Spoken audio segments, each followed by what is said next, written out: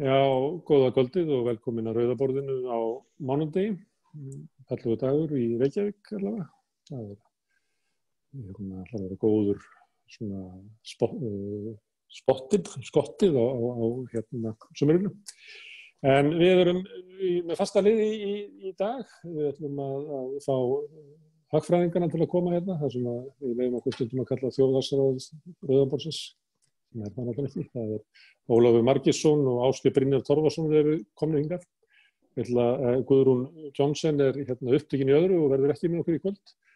En seinni í þættinum þá ætlar að fá hingað inn leynigjast, Kolbeinn Stefánsson, sem félagsfræðingur og hann ætlar að blanda sér aðeins inn í umræðuna atvinnuleysisbætur og hagfræði atvinnuleysisbóta. En mér langaði að byrja á að ræða gjaldeyrismál og gengi krónunnar. Evran var í dag, fór yfir 163 krónur, sem að merkir það að krónan hefur sigið eitthvað svona cirka 20% frá því að kóróna byrjaði. Það hafa sumi gjaldmiðlar farið lengra niður, eins og tyrkneska líran hefur lækkað 33% gagnvart evru, og ég kíkti líka á brasilíska realinn, hann munar helming, hann hefur helmingast í verðmæti á móti evrunni, þannig að það eru mismunandi áhrif. En það sem við langaðum til þess að spyrja ykkur að svona heimskuleg spurning, eins og mér dæmt. Ef að það rétt hjá stjórnvöldum að eiginlega fáar þjóðir standi betur í upphafi kreppunnar, séu betur undir að búnar að taka það á sig, hvernig stendur á því að gjaldmiðillinn gefur eftir? Á ég að byrja? Ja. Ólafur í útlöndum og fær laun í útlenskum peningum. Við sem erum hér, við erum föst í krónunni, eða læst í krónunni. Gjaldmiðillinn gefur einfaldlega eftir af því að það minna sem sóst eftir honum. Við vorum hérna með túristabólu, þá vildi fullt af túristum kaupa krónur til að eyða hérna hjá okkur, og þá batnaði viðskiptajöfnuðurinn okkar, sem það heitir. Við söfnuðum upp forða af því að við eyddum ekki eins miklu af þeim peningi í útlöndum. Seðlabankinn reiknar út það sem þeir kalla raungengi, en þeir hafa síðan líka safnað upp varaforða fyrir okkur til að verja gjaldmiðlinn, og núna bara samdrátturinn svo mikill út af kreppunni af COVID og þá það eitt af því sem gefur eftir, atvinnuleysi eykst og gjaldmiðlinn gefur eftir. Menn voru svolítið að svona státast eða verða ekki mikið, það var komið niður í 14%. Ég veit ekki hvort það sé komið niður undir 20 núna, en þetta náttúrulega bara verið að jafna út, þannig að núna dýrara allt sem við þurfum að flytja inn, og við búum á eyju. Hingað þarf að flytja inn töluvert mikið af vörum, þannig að þær verða dýrari. Þannig að í raun og veru, sem maður talir hreint út, að þá verið að lækka launin með því að krónan fellur, og þá það eitt af viðbrögðunum við kreppunni til að takast á við hana. Þetta svona sögulega á Íslandi, þegar við vorum bara mest í fiskútflutningi, þá var þetta svona gert handvirkt, menn stjórnmálamenn ákváðu að fella gengið fyrir útgerðina til þess að þeir getu fengið meira fyrir fiskinn sinn í útlöndum. Og núna þetta náttúrulega á markaði, og núna erum við með fjölbreyttar útflutning, en þegar bæði dregst saman á öllum okkar svona 3 helstu útflutningspóstum, þá þetta það sem gerist á gjaldmiðlamarkaði. Þetta ekki spá spá hverju staða íslenska efnahagskerfisins. Þetta bara niðurstaða því að í gær voru færri sem voru að kaupa krónur heldur en að selja þetta. Já, þannig á það allavega að vera samkvæmt teóríunni. Svo náttúrulega eru alls konar viðbrögð við því. Seðlabankinn bað lífeyrissjóðunum að vera ekki að fara mikið úr landi með pening sem myndi auka á þetta fall.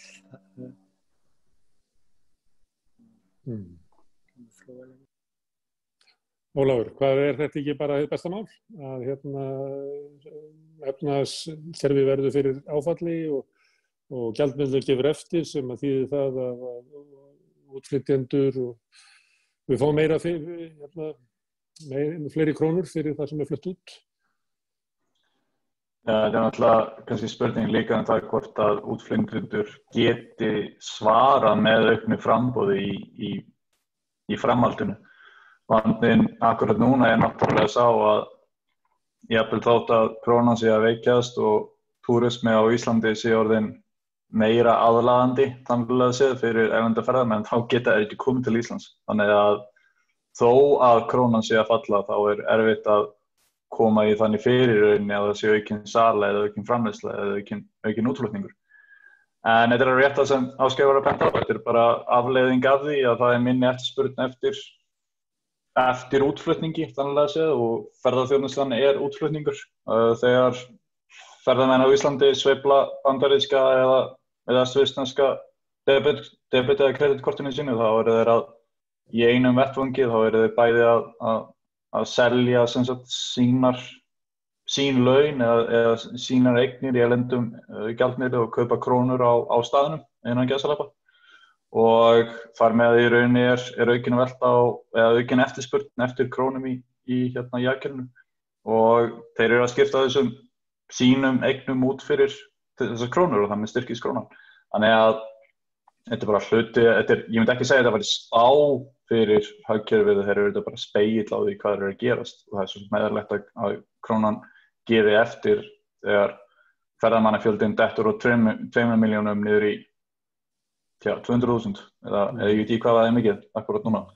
Í venjulegu árferði þið sagt að 20% lækkun krónunnar gæti leitt til svona 8% kjararýrnunar og svona 40% af því sem við erum að nota sé innflutningur. Nú kreppa út allan heim og mögulega einhver svona verðhjöðnun af hennar sökum. Möguleikar að sé eitthvað í stöðunni þannig núna að þetta kom ekki allt fram sem kjararýrnun?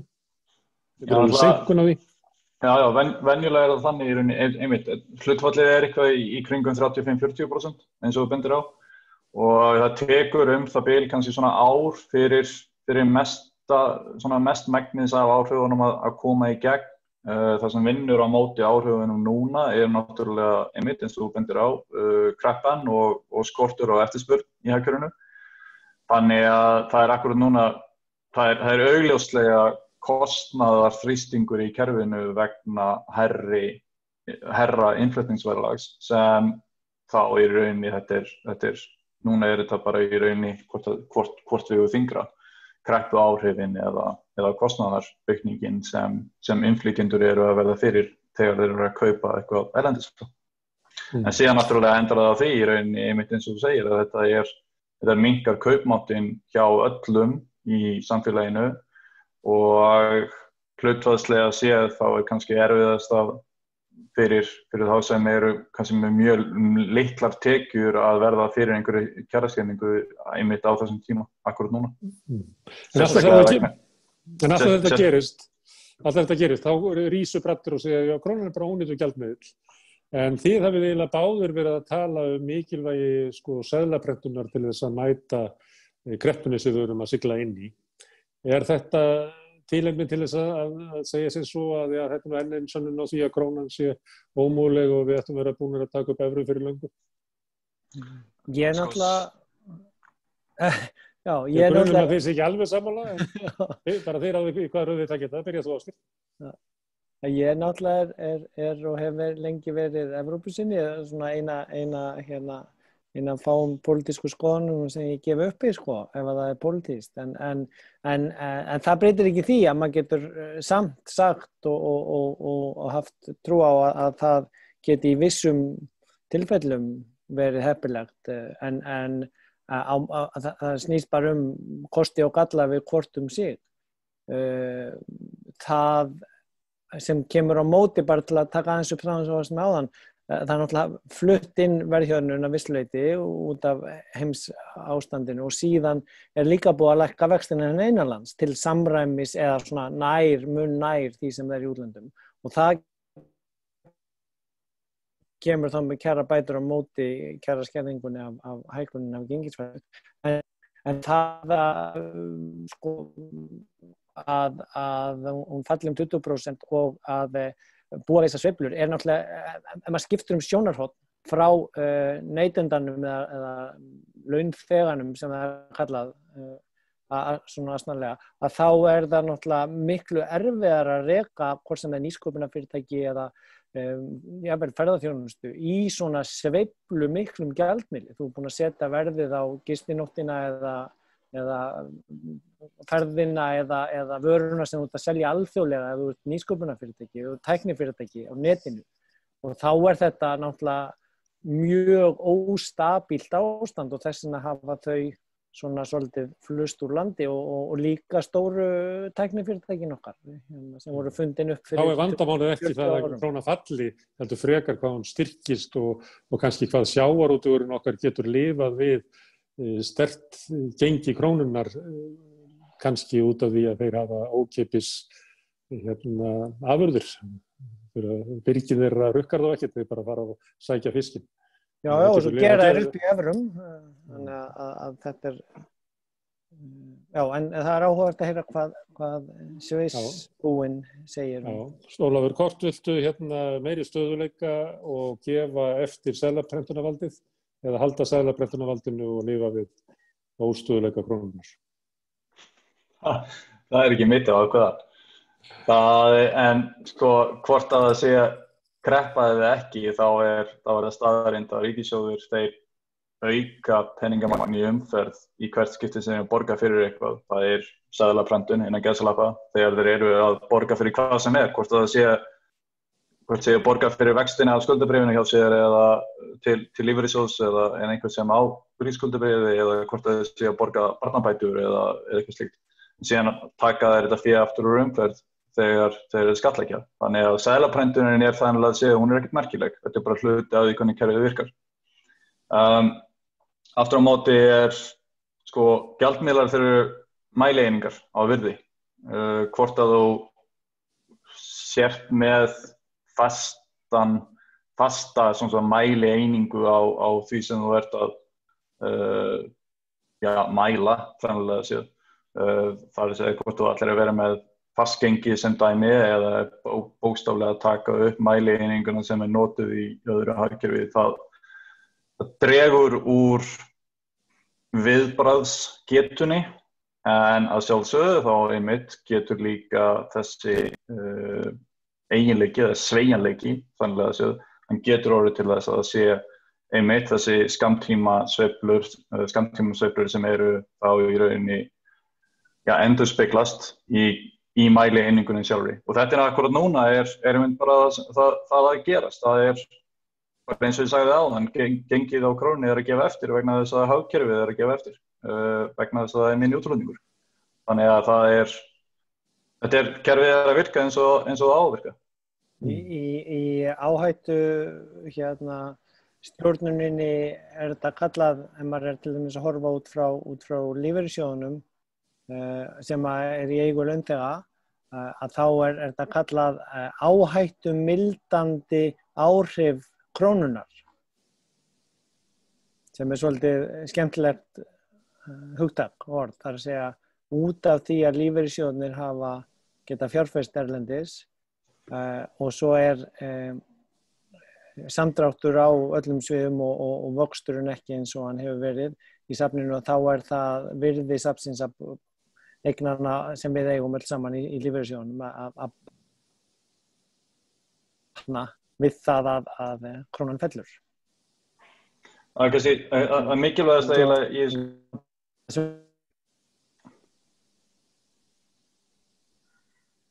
Ólafur, ekki svo. Það kannski að mikilvægast í þessu að muna í rauninni að það sem sagt, það ákveðin sveigjanleiki til skamms tíma sem sem gott að hafa upp á það að setja ekki of mikinn þrýsting eða spennu á kerfið til langstíma. Og það sem akkurat núna að gerast til dæmis og hefur verið að gerast á Ítalíu. Ítalía núna í rauninni komin ansi langt frá því að vera með heilbrigt hagkerfi. Meðal annars vegna þess að Ítalir þeir hafa ekki getað leyft sínum gjaldmiðli að falla til þess að í rauninni afrétta hagkerfið endrum og sinnum í rauninni þegar þarf á því að halda. Núna svo komið einmitt þegar stórum hluta vegna COVID-kreppunnar en löngu áður en kreppan, sem sagt COVID-kreppan byrjaði. Landsframleiðsla á Ítalíu núna komin á sama stigum sem var árið 1994 eða 5. Meðal annars vegna þess að kerfið veikt fyrr. Og ítalsk stjórnvöld stóðu í deilum við Evrópu fyrir koronakreppuna það að fá að til dæmis að hækka atvinnuleysisbætur hjá sér og eitthvað fleira, þar sem að þeir vildu fara fram úr þeim mörkum sem evran setti þeim og þannig að þetta blandast líka inn í ríkisfjármálin og raunverulega öll stjórnmál Ítalíu eru lituð af fyrir klemmu sem að Ítalía vegna evrunar. Það ekki hægt að segja sem svo? Já, jú, þetta sko, ef þú ætlar að nota mælieininguna sem notuð í öðru hagkerfi, þá ertu að gefa eftir það sem kallað policy space og þá ertu í rauninni að gefa eftir valkosti upp á það hvernig þú ætlar að bregðast við áfalli, annarkvort áfalli sem kemur utan frá þessi external shock eða það sem í rauninni gerist sjálfkrafa innan hagkerfisins, bara vegna þess hvernig hagkerfi virkar, þessi endogenous áfall. En ef þú gefur eftir það að vera með eigin gjaldmiðil, þá ertu að minnka möguleikana á því þú ert að minnka settið af möguleikana sem þú hefur úr að móða. Þetta getur verið gott, meðal annars vegna þess að það hægt að misnota þessa möguleika, en þá það spurning það hvort þú treystir þeim sem eru í stjórn á hverjum tíma til þess að misnota möguleikana eða ekki. Herðu, nú ætla ég að venda hvað okkar í kross og... Ítölum langar ekki að fá lýrun aftur. Nei, alls ekki. Meðal annars þannig að það treyst ekki stjórnmálamönnum. Og það sama gildir Grikki. Grikkir vilja helst ekki fá drökkmuna aftur.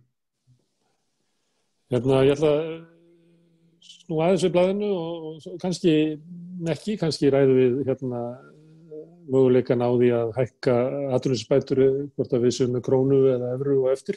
En ég fekk hann Kolbeinn H. Stefánsson til þess að koma hingað. Hann dósent í félagsráðgjafadeild HÍ og hefur mikið skrifað svona kjör hinna verðsettu á undanförnum misserum, öryrkja og eftirlaunafólk og láglaunafólk og annað slíkt. Og það gerðist fyrir svona rúmri viku síðan að það var svona ljóst að það þyrfti að fara að taka svona ákvörðun það hvert atvinnuleysistryggingakerfið ætti að fara. Það var ljóst að það voru fleiri að koma á uppsagnarfresti og fleiri að fara yfir á bæturnar. Líka þegar landinu lokað þá verður kannski svona ljósara að þetta verður meira langvarandi tímabil og þá brá svo við að SA byrjaði auglýsingaherferð gegn hækkun atvinnuleysisbóta án þess að svona umræðan var alveg farin í gang þær lausnir. Til dæmis kom ASÍ með sína tillögu eftir að sú herferð fór í gang. Þetta var eitt af helst því sem var rætt við Bjarna Benediktsson, efnahags- og fjármálaráðherra í Kastljósi í síðustu viku, þar sem hann sagði að það væri ekki hægt að hækka atvinnuleysisbætur. Það sem að eigendur fyrirtækja hefðu sagt honum að það veri erfitt að fá fólk til þess að koma að vinna á lægstu launum af því að munurinn á atvinnuleysisbótum og lægstu launum væri svo lítil að fólk kýsi að vera frekar atvinnulaust og þessum yrði að halda atvinnuleysisbótunum niðri til þess að, ég veit ekki hvernig að orða það, að svelta fólk út á vinnumarkaðinn. Þannig að það myndi þiggja þessar 30.000 krónur sem munar eftir skatt og eftir. Kolbeinn, hvernig sló þessu umræðu þig? Ég fór og leitaði á tímarit.is að eitthvað svona sambærilegri umræðu og þá umræðu bara var að vera fyrsta ræða atvinnuleysistryggingar 1934 á Alþingi og þá var Thor Thors upp í upp í ræðupúlti og voru að segja það að atvinnuleysisbætur væru til þess að styrkja atvinnuleysið og grafa undan vinnunni. Þetta allt í einu bara maður að heyra svona stemmingu. Hvernig stóð þetta þig? Það bara mjög kunnulegt stef í sjálfu sér og við þurfum ekkert að horfa endilega umræðum atvinnuleysi. Þetta mjög hliðstætt umræðina til þessum örorkulífeyri. Það þessi viðvarandi ótti að of mikið öðruleyti velferðarkerfisins það einhvern veginn leti fólk og freisti þess til þess að lifa í allsnægtum í boði hins opinbera. Maður verður stundum pínu þreyttur, lendir í þessari sömu umræðu aftur. Bara til að taka allan vafa af því þá klárlega skipta fjárhagslegir hvatar máli. Ástæðan fyrir að við erum að vinna þrátt fyrir alltaf við erum að sjá fyrir okkur. Hugsun fjárhagslega hvata hins vegar, hún verður miklu fjarri okkur þegar það kemur að því að til dæmis að hækka lægstu laun eins og þeir sáum hérna umræðan kringum kjarasamninga ófælaða fólksins í leikskólanum. Störf sem hefur gengið með illa manna á undanfarnum árum. En engar síður þá benda rannsóknir til þess að þetta sé miklu flóknara dæmi. Til dæmis þá ef við kannski útskýrum þessa hugmynd, þetta svona með ákveðin einföldun hugmyndin þessi að vinnan sé eitthvað ónæði sem við leggjum á okkur til þess að fá tekjur til að lífa og ef bara svona, til að segja þetta svona grottarlega alveg ef að ánægja okkar af tekjunum ekki meira en óánægjan okkar sem leiðir að þau þurfa að vinna, þá munum við ekki vilja vinna. Staðreyndin hins vegar sú að vinnan í hugum fólks miklu meira heldur en bara brauðstund. Fólk það samsamar sig ofta atvinnureikanda sínum upp og vinnustæði upp að einhverju marki. Þetta félagslegt umhverfi þar sem fólk í vinatengslum. Þetta kemur svona ákveðinn strúktúr á hversdagslífið. Þetta félagsleg staða, byggir á vinnun okkar, sjálfsmynd, sjálfsbirting, alls konar þættir í því bara sem felst í að vera manneskja. Bara samanber eitt af fyrsta sem spyrjum fólk hvað gerir það? Það nú sérstaklega á Íslandi, sko. Já, það sérstaklega slæm með þetta. En það með sérstaklega bara að fara atvinnulaus í fermingarveislu bara svakalegt álag. Ja, katastrófískt, sko. En við náttúrulega líka þjóð með alveg gríðarlega svona sterkt jákvætt viðhorf til vinnar samkvæmt öllu þeim gögnum sem ég hef séð að minnsta kosti. Og við vitum það líka þegar fólk missir vinnu og lendir í atvinnuleysi þá það mikið áfall. Þetta meira heldur en bara sem sagt tekjutapið eða möguleg fátækt sem leiðir af þessu. Það verður að ríða skilin. Pappi, mamma tók að tíma mamma. Ok. Það mikið óreitt margir. Við erum ekki með svona brýnt erindi við þig. Ég heyri það, sko. En já, sem sagt, það sem ég var að segja var það sem sagt áhrif þess að missa vinna, bæði andleg og líkamleg heilsa líður fyrir það að missa vinna. Það ekki bara fátæktin sem leiðir af atvinnumissinum, heldur atvinnumissin sjálfur, atvinnuleysi og það ástand sem að vera án vinnu. Það sem sagt hefur mjög neikvæð áhrif á fólk. Þetta bara svona augnabliki, svona höfnunin þegar þú færð að vita að þín ekki vænst meira. Það hluti og óvissan framtíðina og þetta því eldri sem verður fyrir að missa vinnuna, því minni líkur að komast aftur í vinnu. En svo það bara líka þetta ástand að vera atvinnulaus, þetta tómarúm, það sem að fólk þarf einhvern veginn að fylla inn í dagana, dagarnir hafa einhvern strúktúr, maður hefur ekki þetta félagslega hlutverk til þess að skýla sér á bakvið í samskiptum. Svo þetta tekjufallið hefur líka félagslega áhrif, rannsóknir benda til þess að tengslanett fólks byrja að trosna leið og verður atvinnulaust. Það kannski hugsun okkar fyrir svo að vinátta kosti ekki neitt, en staðreyndin svo að fara og hitta vinina, fara með þeim á kaffihús og allt þetta tikkar allt saman. Þannig að bara þessi hugmyndum að vinna sem fyrst og fremst ánauð jafnan lítur allt öðruvísi út og það þetta munur eftir einstaklingum og störfum en það umtalsverður hópur fólks sem að væri tilbúin að vinna fyrir jafnvel lægri laun heldur að færa atvinnuleysisbótum ef það gæti einfaldlega komist til vinnu sem að gæti byggt upp sem sagt komið aftur á vinnumarkaðinn og skapað stöðu sem geta unnið úr. það er kerfi öryrkjum að fyrirtæki getur tekið örorkubæturnar og borga þér síðan út og ávinningur fólks af því peningalega sára lítill, en ég hef talað við fólk sem að telur þetta að vera bara það sem hafi bjargað lífi sínu að fá að starfa einhvers staðar þó að raunverulega sé atvinnurekandinn að borga þér þína eigin örorku lífeyri út sem laun. Við sjáum það að samkvæmt nýjustu tölum Hagstofunnar þetta þá er 30% örorkulífeyrisþega í vinnu, allir þorri í hlutastörfum. Staðan er hins vegar svo að þeir græða ofboðslega lítið á þessu, skerðingarnar bíta mjög hart. Staðan líklega verri núna, eitt af því sem gerist til að drefa svona harkara saman er að það eru viðkvæmu hópanir sem að detta út.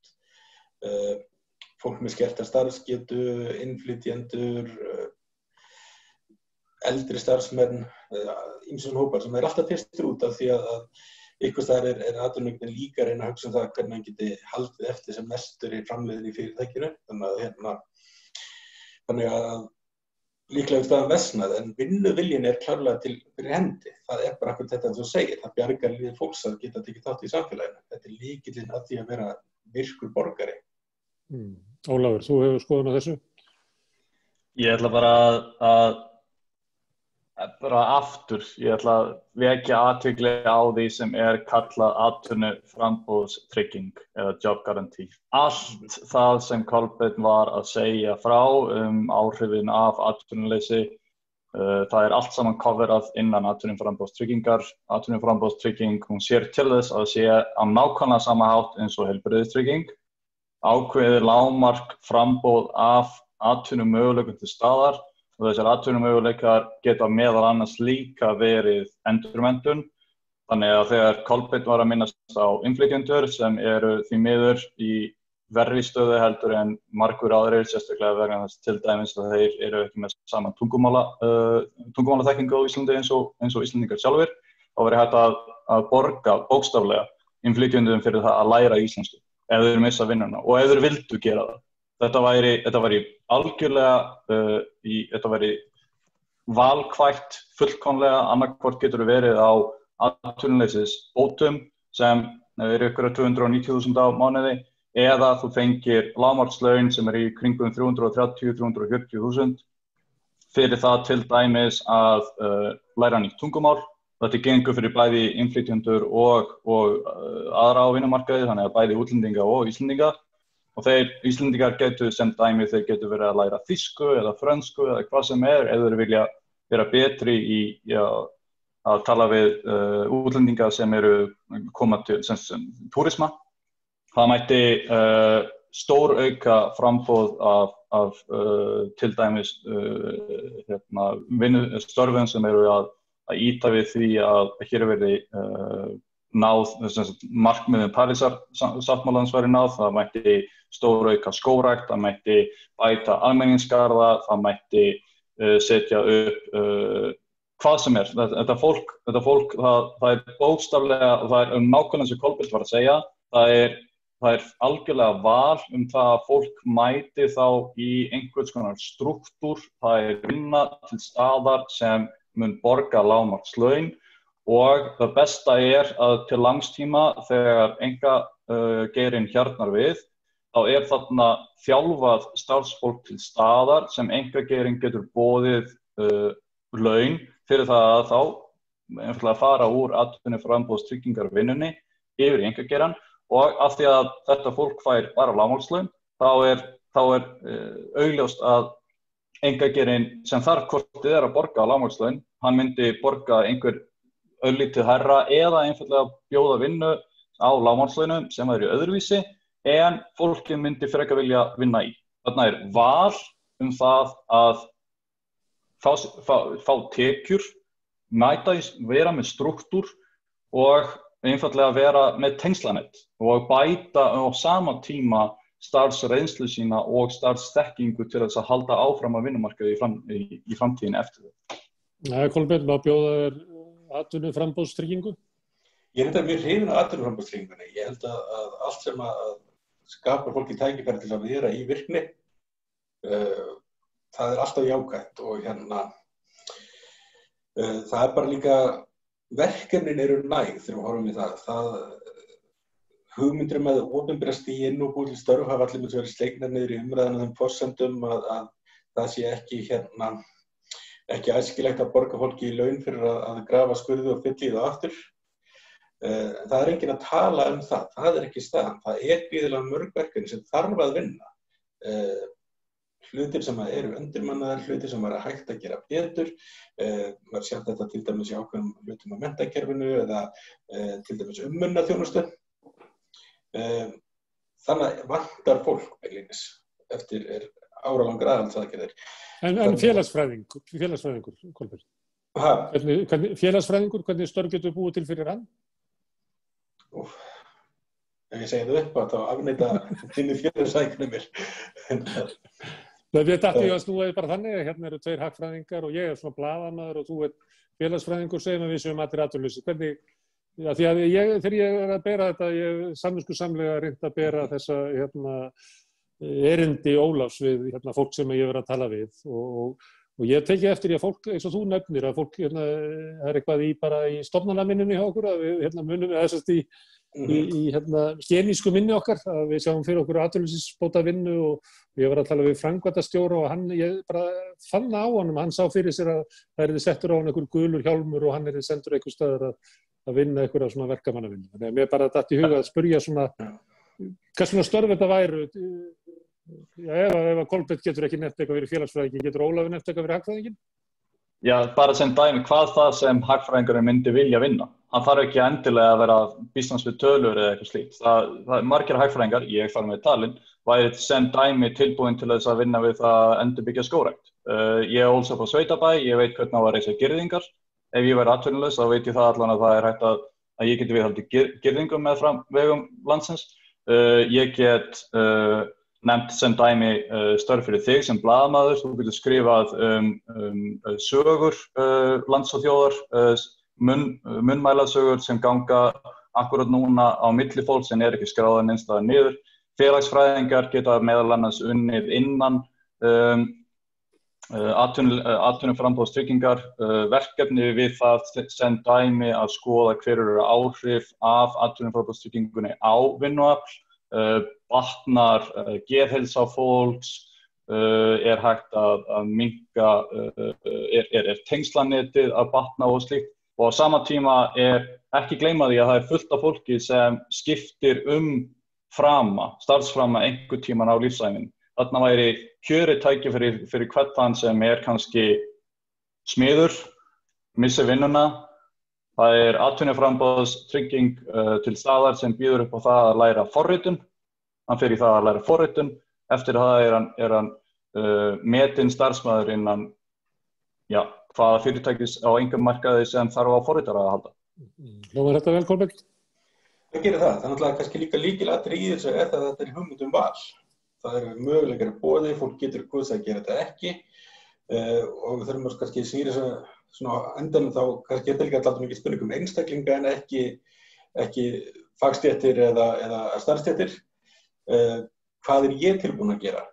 Og fyrir mitt leyti þá ég ætla ekki að svara fyrir alla félagsæfinga ef að valið til dæmis á milli þess að gera ekki neitt eða vera leiðbeinandi á leikskóla, þá voru ég mjög tilbúin að vera leiðbeinandi á leikskóla. En hvað heldur svona almennt? Þetta mest í svona þínu sviði. Ólafur segist vera til í að hætta sem hagfræðingur og fara að rækta skó. En alveg eins og þú varst að tala tengslanetið og hvernig þegar við komum í fermingarveislunar og allt þetta, að þá erum við svolítið bundin af því hver við erum. Heldur það sé ekki svona tregða hjá fólki til þess að líta á þetta sem bara eitthvað svona tækifæri eða möguleika? Ég held að þetta er stórt atriði hvernig svona hlutir eru kynntir og hvernig umræðan skapast í kringu þá. Ef að svona verkefni bara í gang og það er góð reynsla af því, þá ertu alltaf betur settur félagslega komandi og segjandi, já ég er að vinna í þannig átaksverkefni í skógrækt eða við erum tók starfa á frístundaheimili og erum að vinna með krökkum, þá ertu alltaf betur settur þar heldur en sem atvinnulaus eða á milli verkefna eða hvernig maður myndi orða það í dag. Ásgeir Brynjar, hvernig slæri þetta þig? Jó, ég náttúrulega ætla að forðast að tala þetta kannski hérlendis eins og veist, því í ráðinu, en við þekkjum það frá öðrum skandinavískum löndum, þar sem að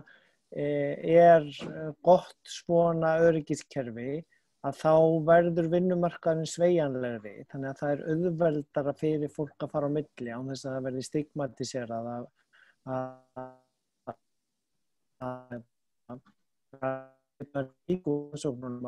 örorkst í framhaldi af atvinnuleysinu, þannig að það náttúrulega rosalegu skaði fyrir hvaða hagkerfi sem ef að þetta verður lengi og við erum svolítið á eftir öðrum þjóðum kannski að maður skoða tölurnar, sko, að við höfum aldrei verið með mikið atvinnuleysi hér. Við fluttum það út í fjármálahruninu og opnuðum háskólana meira. Það spurning hvort að það sé rétta lausnin núna eða ekki, en það þarf örugglega margar mismunandi lausnir og það allavega það góða við afleiðingarnar af kófuna. Menn eru þó farnir að opna á umræðum svona mál. Þegar við Ólafur vorum að tala svona á útvarpi Sögu hjá þér fyrir einhverjum örfáum árum síðan, þá var þetta bara álitin einhvers konar stór hættuleg umræða. Rugglis alltaf út af Sögu. Og sko allir að vita, rugglið í fræðinni sem grein að miða við það að allir agentarnir í kerfinu séu hámarkandi sinn hagnað og vilji bara vinna sem minnst og fá sem mest borga fyrir það. Það ekki svo einfalt. Það alveg eins og með gjaldeyrismarkaðinn, krónur ekki eins og kartöflur, ekki frekar en vinnuafl sem kartöflur. Það svo margir aðrir þættir sem spila inn í þetta og alþjóðavæðingin sérstaklega. Við höfum verið að flytja inn vinnuafl fyrir túristabóluna og bæði til að vinna við að byggja hann upp og til að vinna í að þjónusteginni og líka í álverunum okkar og í fiskvinnslunum okkar sem að í gamla daga þegar ég og Gunnar Smári vorum ungir þá fór maður að vinna í byggingavinnu í uppgripi að setja upp steypumót. Núna eru flekar og sérhæfðir vinnumenn í því sem eru kannski koma frá útlöndum, kunna á þær græjur og alveg eins í vegaframkvæmdunum eða hverju sem og þetta bara alþjóðlegt mál. Ég þarf að tengja tölvuna við rafmagn svona, ég ætla að færa með þess. Já, en það talað að sko nú eru vextir hér á Íslandi orðnir svipaður í nágrannalöndunum. Getur verið og því að Ásgeir Brynjar nefndi að sko við verum svolítið eftir í því að svona meta hvernig atvinnuleysi væri. Möguleiki á því að við séum að sigla inn í svona atvinnuástand sem líkara því sem að aðra þjóðir hafa þurft að glíma við. Einhver spennti mér á það daginn að svona þú takir yngsta hópinn að þá verður 20% atvinnuleysi þar, sem eitthvað sem maður heyrði frá Spáni svona fyrir 3-4 árum. Ólaf, vilt þú svara því? Hvort að það sé eitthvað í stöðunni sem að við ættum kannski að ég ekki að segja að það sé þannig, en að við ætlum allavega ekki að hugsa svona með íslenskum hætti að við förum í gegnum atvinnuleysi svo kemur bara eitthvað og reddar okkur. Heldur ættum við kannski að fara að leita lausnum sem væri svona langdregnari, sem að myndi kannski henta það ef að atvinnuleysið yrði hér viðvarandi í 1 ár eða 2 ár. Já, sko, vextir á Íslandi eru lágir meðal annars vegna þess að það ekki eftirspurn í hagkerfinu og lág eftirspurn þýðir líka að það hátt atvinnuleysi. Gallinn á líka á sama tíma sá að, galli og ekki galli. Fyrir nokkrum árum þá, segjum fyrir 10-20 árum eða svo, þá var nóg að vera með BS-gráðu í nánast hverju sem BS eða BA-gráðu í hverju sem og þú gast labbað inn hvert sem og þú gast fengið vinnu. Í dag þurftu mastersgráðu til þess að vera samkeppnishæfur innan gæsalappa. Það sem hefur gerst að það hefur orðið það sem við kalla menntunarbólga eða menntunarverðbólga. Það eru allir sem í rauninni komnir með góða menntun sem jákvæð, en á sama tíma hefur störfum ekki fjölgað. Þó að þú kennir, það talað þetta sem þó þú kennir kannski ketti að hlaupa aðeins hraðar, þá mun 1 eða 2 kettir, þeir munu alltaf verða, þeir munu ekki fá að borða það að lokum, en það eru bara ákveðna margar matarsskálar fyrir kettina og þær eru færri heldur en kettinir. Þannig að þó að þú þjálfir kettina í það að hlaupa hraðar, og mun eftir sem áður alltaf 1 eða 2 köttur verða svangur að lokum. Þannig að þú þarft að sjá til þess að það sé eftirspurn eftir fólki miðað við það sem það í rauninni menntað fyrir. Og hluti af því meðal annars sem sagt á bakvið atvinnuframboðstrygginguna að sjá til þess að endurmenntun eigi sér auðveldara stað, og sem dæmi, eins og ég minntist á áðan, það smiður eða hver sem missir vinnuna, hann getur labbað inn í atvinnuframboðstryggingu sem býður upp á menntun í forritun sem myndi þá kannski vonandi samkvæmt hans eigin vali og von vera betri grundvöllur fyrir því að til dæmis geta unnið í tölvubransanum í framtíðinni eða við það að forrita róbóta sem eru að fara taka yfir allt saman. Þetta eins konar sveiflujöfnun að þegar það kemur atvinnuleysi þá keyrum við upp endurmenntun og komum þá betur út úr henni til þess að nákvæmlega. Og ekki bara þetta ekki bara sjálfvirku sveiflujafnari upp á menntun og gerð af starfsreynslu og starfsþekkingu meðal vinnuaflsins sem gott fyrir bæði vinnuaflið og fyrirtækin. Það væri þá framboð af þeim sem fyrirtækin var að leita eftir. Heldur þetta líka sjálfvirkur sveiflujafnari þegar kemur að því að stilla hagkerfið af, en að þess að leið og einkageirinn hjartar við, þá byrjar einkageirinn að ráða þetta fólk sem með lágmarkslaun og einkageirinn þarf alltaf að minnstakosti að bjóða lágmarkslaun hvort þið Þannig að þarna bókstaflega verið að viðhalda starfsgetu, starfsþekkingu og starfsreynslu vinnuaflsins sem kemur bæði því sjálfu vel og fyrirtækjum í landinu. Kolbeinn, kettirnir sem ekki komast á skálinni, hvaða félagslega hag höfum við að því að halda svona stórum hópi, það nú 17.000 manns á atvinnuleysisbótum, margir af þeir eru ennþá tekjutengdu bótum, en mögulega verður þetta fólk allt meira og minna dottið yfir á naktar 290.000 krónur jólin og Guð hjálpi þeim að halda íslensk jól með þær tekjur. Hvaða gagn að þessu að halda svona stórum hópi fólks svona undir hungurmörkum? Gagn að því að halda þeim undir hungurmörkum? Já, eins og kerfið okkar gerir, það bara byggt upp á það. Að við erum með, kannski 14.000 öryrkja og kannski 20.000 eftirlaunafólk og svo erum við núna komið með 17.000 pluss fólk á atvinnuleysisbótum sem eru með tekjur og í hvert skipti sem það birta þá alltaf skotið hvert skipti það birtast að þá bætt við sem öllum ljóst það ekki fræðilegu möguleiki að lifa af. Af hverju það þessu? Það kannski þessi viðvarandi hugmynd alltaf að þú verður að geta fengið fólk til að vinna láglaunastörfin. Það kannski gagnlegt fyrir hvern. Ef maður horfir þetta frá samfélagslegu sjónarhorni, þá þetta hins vegar ákveðlega skaðlegt. Við hugsum okkur að það sé einhvers konar svona óljós, frekar óformlegur samfélagsáttmáli í gangi. Við erum öll meðlimir í þessum klúbbi sem Íslendingar, eða fólk sem býr á Íslandi. Og það ákveðin dýll í gangi. Við erum til þess að reyna að standa saman að passa upp á hlutir gangi upp fyrir sem flest okkar.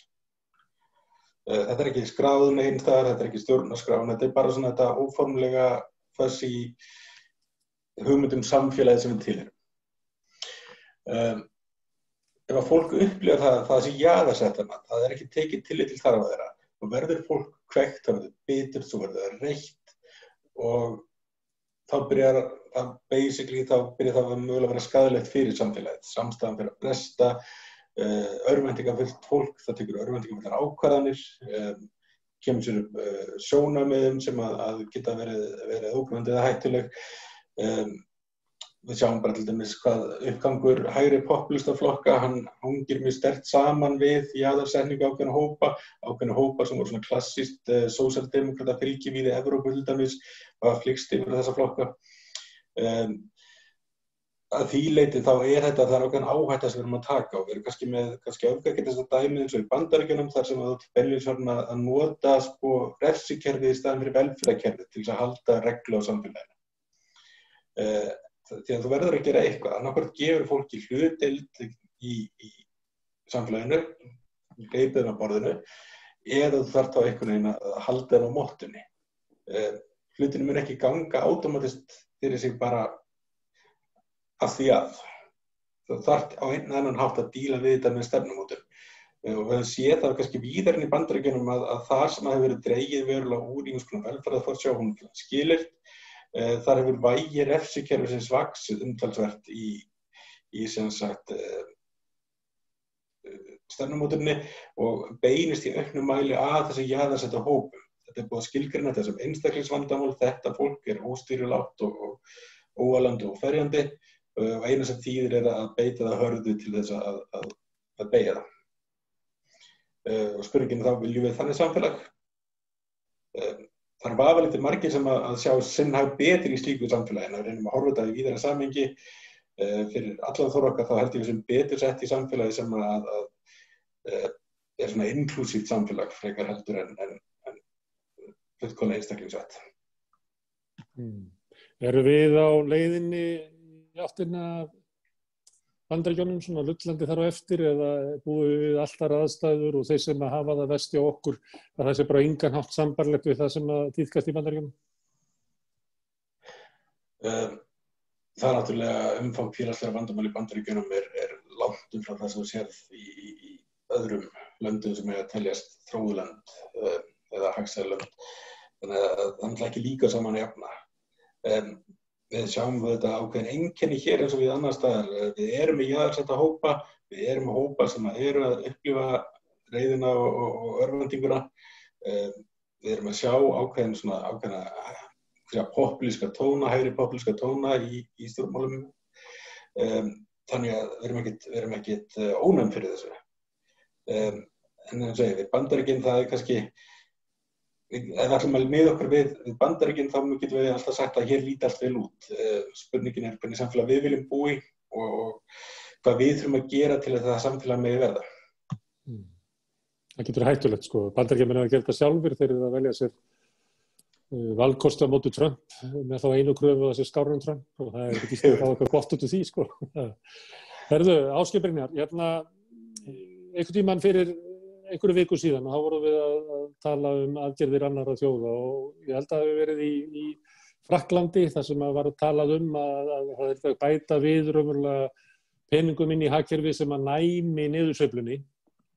Ef að við, bara svona þumalputta útreikningur, ef við segjum að 20.000 manns sé að detta niður á 290.000 króna atvinnuleysisbætur og þetta svona nálægt í að vera helmingurinn af meðallaunum. Að 20.000 manns á ársgrundvelli á 290.000 krónur eru svona 70 milljarðar. Og ef við segjum að fólki sé að detta meðallaunum þarna niður og þá eru aðri 70 milljarðar sem að það er raunverulega að missa út úr svona sínu heimilisbókhaldi. Og með að við frönsku regluna þá ætti að setja 70 milljónir sem að tapast aftur inn í hagkerfið. Er sniðugt að setja það bara í tekjurnar hjá fólkinu sem er að verða fyrir tekjufallinu eða eins og ákveðin tregða til þess að gera hér að bara bæta atvinnuleysisbæturnar og bæta örorkubæturnar og eftirlaunin og bæta þá sem að standa verst og eiga mestum erfiðleikum með að bara komast í gegnum mánuðinn, það er mikil tregða gegn því. Er það klók efnahagsleg aðgerð að hækka bæturnar hjá fólkinu sem að Kolbeinn hefur verið að skoða undanfarin ár? Og núna enn einu sinni Ég nefndi Frakkland, við erum að tala Já, einmitt. Ég þarf að fara í hlé núna því að á morgun verður lagt fram á þinginu fjármálastefna og fjármálaráðið er að fara að vinna í þessu þannig að ég segi mig úr þjóðhagsráðinu eða allavega dreif mig í hlé núna fram í október þar til fjárlögin verða tilbúin, hið minnsta. En á alþjóðavísu, ég meina Þjóðverjar voru að framlengja hlutastarfaleiðina sína 24 mánuði, 2 ár í viðbót þar. Trump er að gefa öllum $600 á viku í viðbót við bæturnar.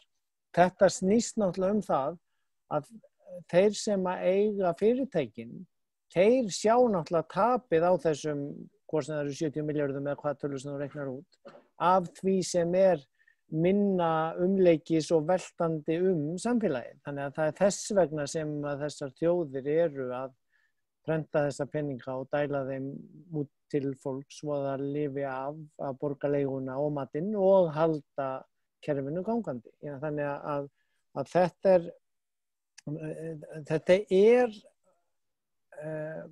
í raun og veru það sem er verið að breyta öllum svona viðteknum venjum sem byggja á neoliberalismannum sem er bara á leiðinni út sem hugmyndafræði. Það var bara ráðstefna hjá UNCTAD sem Trade and Development sem viðskipta og þróuna deildin hjá Sameinuðu þjóðunum verið að tala dauða neoliberalismans og það sést bara allan heim, alveg óháð því hvaða trú eða hugmyndir mann hafa. Það tekur eins og tíma. Við finnum það á lyktinni, eins og segja má. Við finnum það á lyktinni að nýfrjóskan er dauð. En síðan er það náttúrulega mismunandi í mismunandi löndum og við erum náttúrulega ríkt samfélag meðan að þetta er miklu erfiðara að díla við þessa COVID-kreppu í fátækari löndum. Svo þarf pólitíkin að taka við þar hvernig á að skipta þessum gæðum og hvað að gera. En það er augljóst af öllu því sem er að gerast út allan heim að menn eru að ýta reglubókunum til hliðar út frá einum svona gömlu hörðu aðhaldsreglum og menn eru að prófa sig áfram. Ég meina alveg eins og við sjáum með grímur sem voru ekki taldar hjálpa neitt og sumir ríkir voru að hamstra rándýrar læknaskurðlæknadýr grímur í Bandaríkjunum og valda skorta Ég meina þetta er bara að þróast nú að komið grímuskylda víða. Það kom á Economist í dag að hver Bandaríkjamaður sem gengur með grímu eykur hagvöxtinn $55 og gríman kostar $0,5. Þannig að það er nú fátt meira þjóðhagslega hagkvæmt en eitthvað þess og þetta. Þannig að þetta er í raun og veru bara ferli sem við erum að ganga í gegnum, alveg eins og með það að þegar að menn sjá svona rosalegt stökk í samdrættinum og atvinnuleysinu, þá er það ekki eins og froskurinn sem er soðinn hægt og rólega og svona versnar og versnar eins og lífskjör millistéttar og lægri millistéttarnar er búin að standa í stað síðan 1980.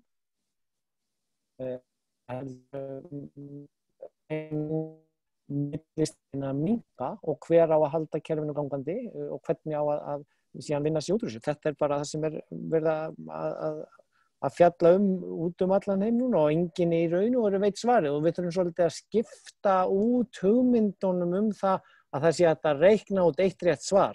Þetta er félagskerfið okkar sem er bara núna að fara í gegnum svakalega umbyltingu, miklu meir en við höfum séð á flestum sviðum síðan við getum listað upp öll svona umbreytingaferli fallmúrsins eða 2001 11. september eða fjármálakreppunum síðustu. Þetta er á miklu stærri skala. Það er breytingar sem við erum að sjá núna, bæði hugmyndafræðilega og beinlínis í hagkerfi. Ólafur, það var hjá okkur daginn, ég var að spjalla við mann í Ástralíu, Pál Þórðarsson. Hann sagði að ein af aðgerðunum stjórnvalda þar hafi verið að tvöfalda atvinnuleysisbætur. Og hann sagði að það gerðist leið og að kjósendur íhaldsflokksins mistu vinnuna og voru komin atvinnuleysisbætur, að þá hækkaði þessi íhaldsstjórn sem er þar, hörð íhaldsstjórn sem er búin að stýra Ástralíu í bara megni þessar öld. Tvöfalda atvinnuleysisbætur. Já, það er einmitt kannski gallinn við atvinnuleysisbætur er að þær eru einmitt ekki eins sjálfvirkar kannski og við alveg fullkomlega höldum stundum einmitt vegna þess að pólitíkus að þau geta bara breytt þeim hvernig sem þau vilja, annarlega séð. Og akkurat núna er einmitt þessi umræða á Íslandi, hvort það eigi að breyta þeim eða ekki. Það er þrýstingur frá báðum hliðum, hvort það eigi að gera það eða ekki.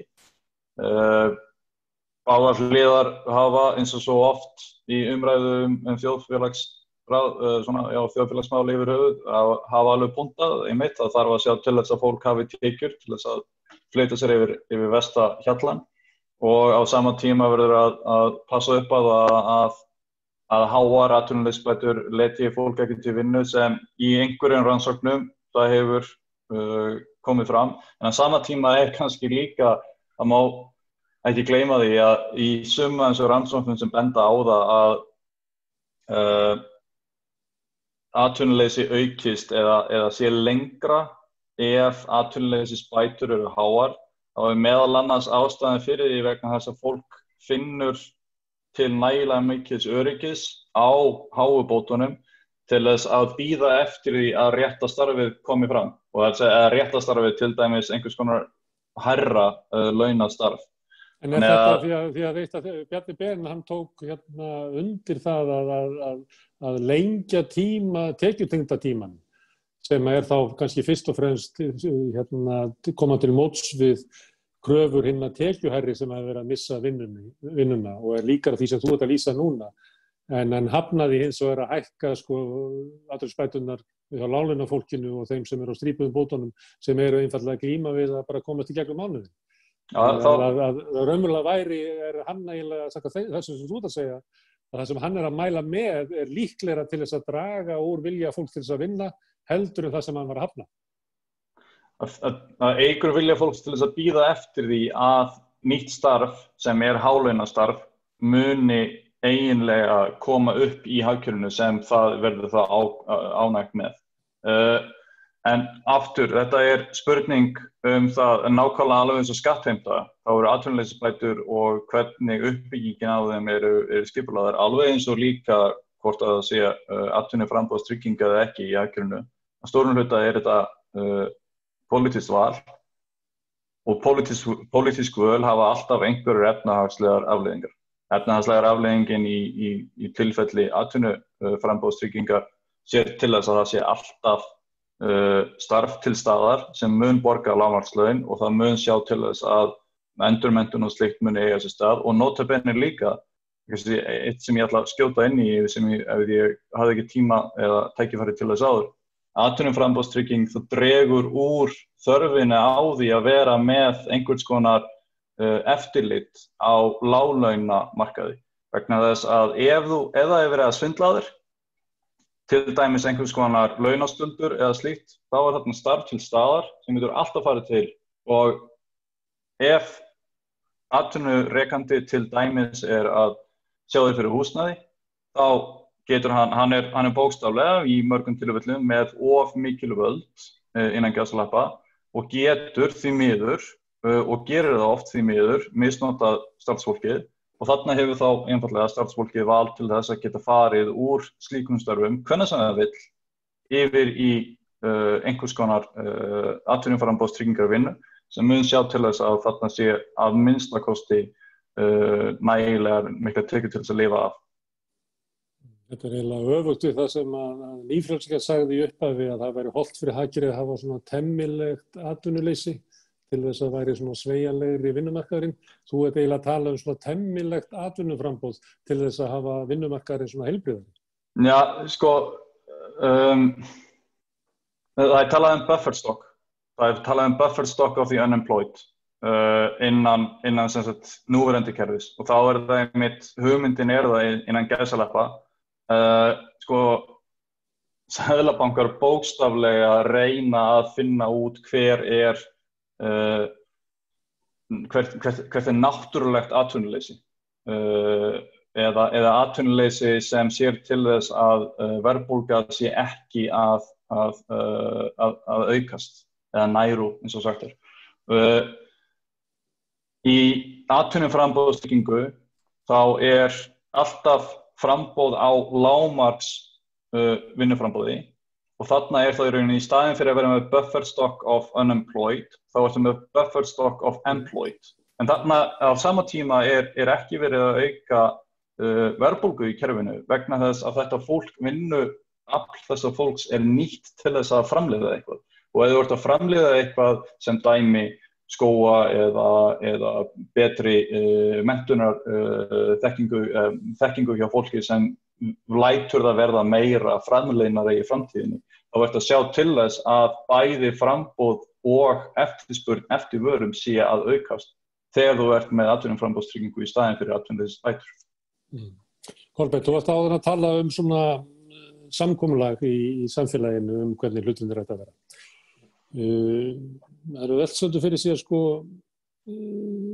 það svona ríkjandi oft í umræðunni að ótti við það að við séum að styrkja einhverja sem að eiga það ekki skilið, sem að styrkja ykkur sem ekki verðugir. Þurfum við kannski að reyna að byggja upp eitthvað svona þjóðarsátt, eitthvað svona samkomulagi í samfélaginu örorkubætur, eftirlaun, atvinnuleysisbætur, tekjur þessara hópa, að það sé hættulegt að skilja það eftir svona hálfpartinn í lausu lofti, þar sem að hver getur gripið rökina, það sem eiginlega ekki ljóst hvað við erum að tala, þú kannast við það.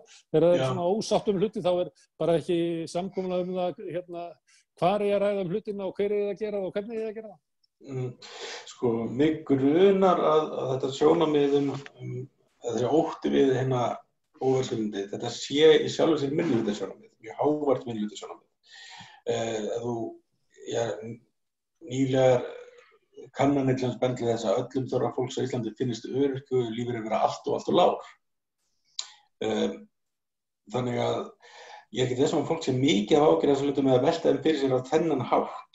Það sem kannski hefur vantað að einhver formúleri aðrar hugmyndir á einhvern skýran hátt, aðrar leiðir til að hugsa vandamálinu og viðfangsefnin sem það stundir frammi fyrir. Kannski hluti vandamálinu, sko, nýfrjálshyggjan, hún dó ekki í alþjóðlegu fjármálakreppunni á fyrsta áratug þessa aldar og nýfrjálshyggjan getur alveg lifað COVID af. Nýfrjálshyggjan mun lifa svo lengi sem að það er ekki nein valkostur presenteraður. Og í dag þá kannski staðan alltaf svo að það er fullt af alls konar ágætis hugmyndum í gangi, þær eru alltaf svona á floti, þær eru ekki skýrt hvernig þær tengjast. Það vantar akkurat að formúler þessa aðra sýn, hvernig viljum við hafa hlutina. Hvað gerum við það, Kolbeinn? Nú þessi háværi minnihluti sem þú nefnir náttúrulega fólki sem hefur bara mest völd í samfélaginu, mestan auð á bak við sig, á fjölmiðlana, megnið af stjórnmálaflokkunum, þó þau kannski ávarpi okkur í kosningabaráttunni og snúa þeir sér að þessu fólki strax fyrir kosningar. Þetta náttúrulega fólki sem bara heldur umræðinni og hvað eigum við að gera þetta annars staðar en hér á samstöðunni? Það náttúrulega einhvers staðar þetta spurningum pólitík líka. Pólitík sem að, það getur verið, við erum með sósíalistaflokkinn sem vil til þess að endurhugsa vinstri pólitík. Við höfum séð Samfylkinguna á kjörtímabili sem reyna að falma í áttina af því að reyna að hugsa upp einhvers konar nýja vinstri pólitík eftir langan tíma af ákveðinni sem að kalla bleriskri þoku. Þannig að Verkalýðshreyfingin, við höfum séð tölulega breytingar á viðhorfum og Ættum við að gera kröfu á verkalýðshreyfinguna að það vantar bara aðra valkosti í umræðuna til þess að við getum bara átt í samtali það hvert samfélagi að þróast og það sem að lýðræðisvettvangurinn er svona, þá bara gerir þá kröfu að þið gerir þetta. Ég held að það þurfi ekkert að gera þá kröfu á verkalýðshreyfinguna. Verkalýðshreyfingin bara sýnist mér á fullu stími inn í þessa umræðu og orðin kannski svona öflugasti málsvari og hugmyndaveitarinn í íslenskri umræðu fyrir aðra leiðir til þess að hugsa samfélagsmál. Að því leyti þá kannski, þetta er kannski líka sterkasta aflið sem að getur komið fram með önnur sjónarmið í dag á Íslandi. Þannig að, kannski ekki spurningum að gera kröfuna heldur bara að fylgjast með að taka undir. The Economist, hið íhaldssama blað hagfræðinnar, meira sé að fara að kalla eftir því að COVID-krísan bara sé að krefjast hreinlega endurhugsunar á þjóðhagfræðinni. Þannig að þetta er ekki bara í skúmaskotunum sem Ólafur haldið okkur síðustu 12 árin eða á síðan Financial Times sem hefur nú verið mjög svona með opinn huga, heldur þetta komið inn í íhaldssömu hagfræðiblöðin, þannig að þó það nú væri að fleiri fylgja á eftir. En á hverju eru við á Íslandi svona á eftir? Þið talið að þetta sé alltaf breytast og en svo fylgist maður með fréttum á Íslandi og það er rætt ríkisfjármál og svona mögulega valkosti umræðunni eins og það sé allt saman geirnelt í allra bestu kerfi í heimi í kvóta og lífeyrismálum og hinu og þessu, það sem hefur ekki raska við neinu. Þetta er svona bara opið spurning, þetta er ekki einhver spurning fyrir félagsfræðinga eða hagfræðinga, þetta er bara fyrir þá sem að hafa búið á Íslandi. af hverju erum við svona veik í umræðinni? Ólafur, þú ert lengst í burtu, þú ert ríkasta málfrelsi. Ég hef lært það á þessu þáttum að því lengra sem fólk býr frá Íslandi, því frjálsar það í tjáningu. Hugsaðu kannski út í það. Ef þú segjum á sér háskólaprófessor, þú ert að kenna hagfræði.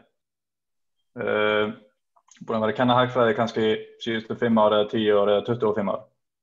Hvaða hvata hefur í því að breyta glærunum þínu og að einhverjar nýja rannsóknir bendir til þess að fræðin ætti nú kannski að vera uppfært? Bara ef þú vilt ekki bara deyja sem manneskja, þú verður náttúrulega sífellt að endurnýja þig, annars verður þú bara fiskinn og hundfúlt gamalmenni á einhverju elliheimili. Það má vel vera, en akkurat á þeim tímapunkti þá hefur þú kannski ekki mikinn hvata til þess að setja nýjar glærur upp sem segja að þú hafir haft rangt fyrir þér síðustu 25 ár. Já, þú fær mig ekki inn í hérna íslensku umræðuna, en ég meina við erum svolítið eftir á kannski, en ég meina Piketty kom með Capital in the 21st Century fyrir hvað komin á 7 ár síðan, og hann kom í fyrra út með nýja bók Capital in Ideology, sem hugmyndafræði.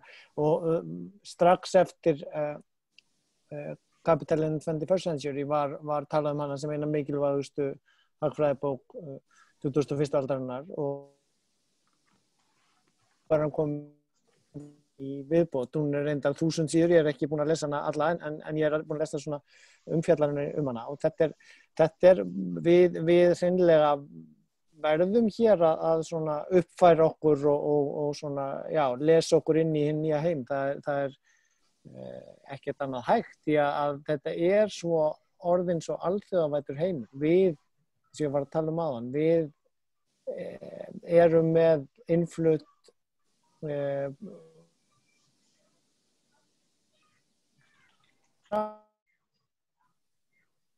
áhrif og innan, ef maður tekur líkinguna við smittin sem poppa upp, að þau koma bæði að utan en líka dreifast innanlands, og sama hátt þurfum við að takast á við efnahagslegu afleiðingarnar, bæði áhrifin utanfrá og vinna úr því hérna innanlands, og hérna bara út frá því sem að Kolbeinn var að segja, svona til að enda þennan minn síðasta þátt allavega inn í bili á að einni bók sko, sem talandi um hagfræði þess að heyra saman, The Economics of Belonging, sem Radical Plan to Win Back the Left Behind and Achieve Prosperity for All. Þetta hérna, sem sagt, svona ein af mörgum bókum sem að koma út núna. Það önnur atvinnuframboðstrygginguna sem Ólafur var að tala um, það önnur hérna hallan af ríkisfjármálum. Þetta einfaldlega það sem að menn þurfa að vera, fólk þarf að vera að lesa upp og stemma við nýjan veruleika ef við ætlum að komast í gegnum þetta kóf, alveg eins og við þurftum að hugsa upp á nýtt hvernig við göngum með grímur eða þvóm okkur eða heilsumst eða föðmumst. Þannig að það bara nægt verkefni framundan að breyta hegðun og hugmyndum. Rétt að þið skjótið við inn, það kannski það sem kannski ágætlega við á Íslandi bara ótrúlega oft því miður. Ég man ekki nákvæmlega hvert sagði það, en viðkomandi sagði, it is difficult to get a man to understand something when his salary depends on him not understanding it. Sem ætti kannski þýða á íslensku sem það erfitt að fá eitthvað til að skilja eitthvað ef launin hans eru háð því að hann skilji það ekki. Þannig að það því miður kannski of algengt á Íslandi. Herðu, en á þess að ég sé haldið fram að sé niðurstöð þessa þáttar að þá það þannig að þótt að nýfrjálshyggjan sé dauð og að hugmyndakerfi sem hefur einkennt samfélag okkar síðustu áratugi og auki hér ójöfnuð og reynst mörgum æði slæmt, að þá munum við að sitja uppi með hana nema okkur takist að búa til annan valkost á móti, og það ólíklegt að það verði flutt inn kom inn með Eimskip, það sem við í þessu samfélagi verðum að fara að ræða hver valkostur, hvernig viljum við halda hlutunum. Við höfum drepið inn á mörg mál hér sem að tengjast því, eins og til dæmis atvinnuframboðstryggingu sem að við segjum hér í öðru hvoru þætti til þess að svona planta þeirri hugmyndum, þannig að vonandi sé þetta ræða hana.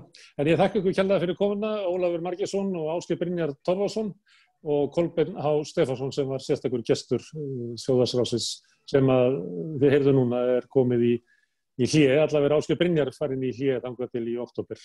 Ég þakka ykkur aftur og hlustuðu fyrir að ljá okkur eyra og óska ykkur bara öllum góðs kvölds.